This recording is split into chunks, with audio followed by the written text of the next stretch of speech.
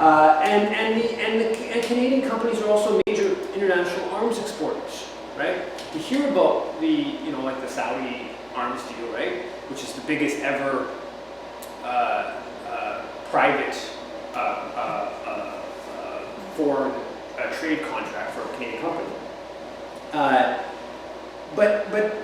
And so it's about like $4 billion a year in recent years of Canadian arms exports. But that doesn't count all the arms exports to the U.S., right? Which is half, maybe as much as 70% of all of Canadian arms exports, because there's the Defense Production Sharing Agreement means that Canadian companies are basically treated as if they're American companies when selling to the Pentagon, right? So we don't actually know exactly how big Canada's arms industry is, arms exports are, because all the arms exports to the U.S. don't count, essentially. So it's a big industry, and I should say with arms exports, it's not just these private companies, right? This is all the Canadian Commercial Corporation, Crown Corporation. That's the middle person between Saudi Arabia and General Dynamics, right? It's a Crown Corporation. You have trade commissioner support. You have Canadian diplomats going to international arms fairs. You have the one in Abu Dhabi, the IDEX annual arms fair. You have Canadian naval vessels even going there during the arms fair to kind of like promote Canadian arms industry, right? So it's the Canadian state, Canadian military is very much tied into the promotion of these international arms sales. So moving towards a conclusion, the question then becomes, what do we do, right? Like this. We have a problem. The military is this powerful institution that has a whole lot of cultural, political, and economic weight. How do we lessen that power? And I think that I have no real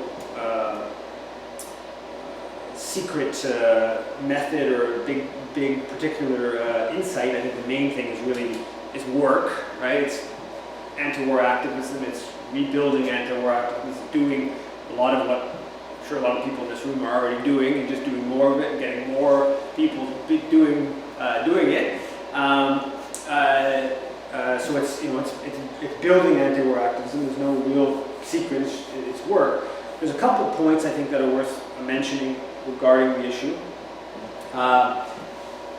With regards to opinion on the military, right? Canadians generally are sympathetic to the institution, right? They have a generally sympathetic view of the military. So that kind of works against anti-war or anti-militarist activism. But on the other hand, Canadians have consistently put polls regularly show this that the military is low at the list of priorities of what people want for social spending, right? So I want education, I want healthcare, or whatever, and also what their political concern is. So if you ask people are more concerned about the economy, about the environment, about healthcare, whatever.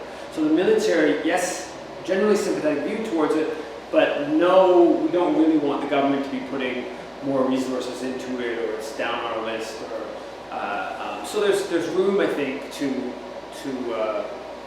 mobilize with how the opinion is already right now. I think part of the reason the military is well perceived is because it has the biggest PR apparatus in the country, of course.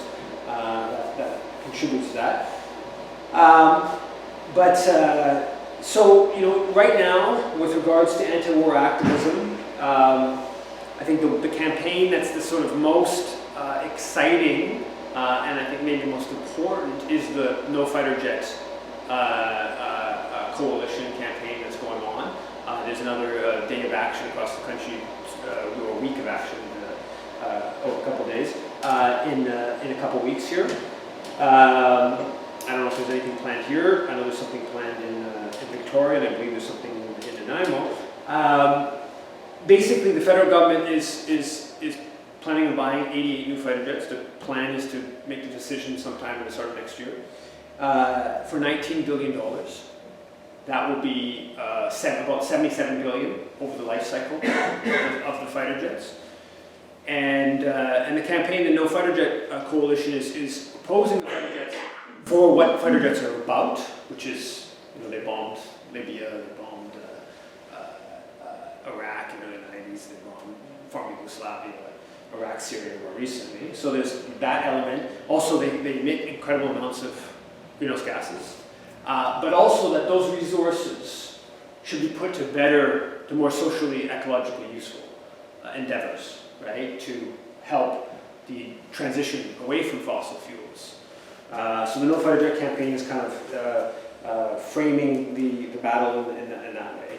But really, we have to confront military power, and we have to confront, quite frankly, the spending. We talk about defunding the military, right? That's not obviously going to happen overnight, but there's too much public resources being put into this institution, and that's not easy. That's not easy to. Those are not easy issues to raise, but they must be raised if we want to lessen the role of Canadian military power in this country. And I'll leave it at that. Thank you very much.